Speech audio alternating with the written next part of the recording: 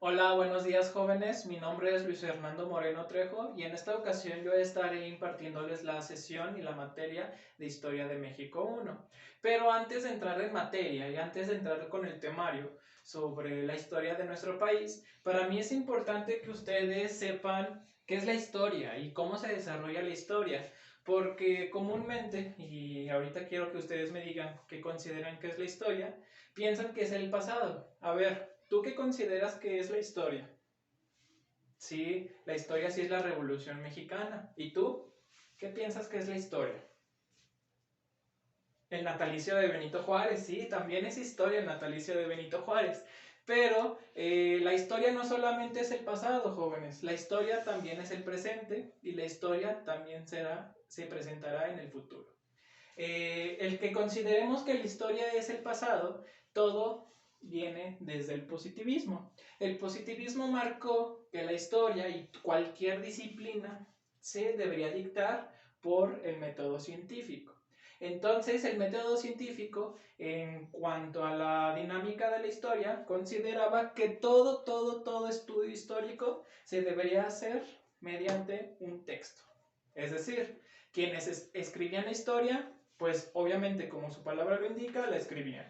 Y quienes analizaban la historia y querían aprender de ella, pues iban a los textos. Y no había otra forma de analizarla y de estudiarla y de conocerla.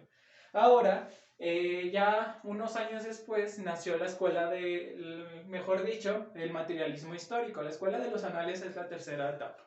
La, el materialismo histórico lo dictaminó y lo conceptualizó en gran medida Carlos Marx. Aquí tengo un libro, uno de los más importantes y famosos de Carlos Marx, que se llama El Manifiesto Comunista.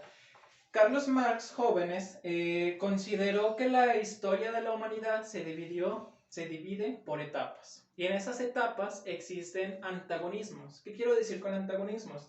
Que hay problemas entre las clases sociales, entre ricos y pobres prácticamente.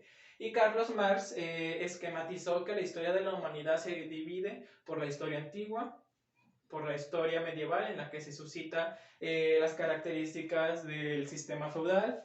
Posteriormente viene el sistema capitalista, que es en el que vivimos, y finalmente llegaremos al sistema socialista y comunista según la estructuración teórica de Carlos Marx.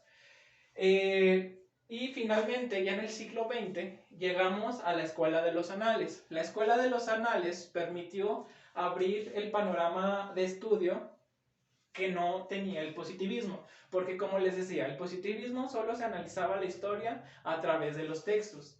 En la escuela de los análisis dicen, no, ya la historia no se analiza solo en textos, la historia también se empieza a estudiar y se empieza a conceptualizar y a generalizar entre la sociedad a través, por ejemplo, de películas, de canciones, de novelas televisivas, etcétera. Por ejemplo, aquí yo traigo una fotografía mía de cuando era pequeño. A través de esta fotografía, una persona que sabe de historia puede analizarla, hacer un análisis histórico y dictaminar ciertas características de la persona, en este caso mías. Por ejemplo, también traigo una pintura de David Alfaro Siqueiros, y la historia también se analiza sobre esta pintura. Se puede analizar sobre el autor o sobre la propia pintura.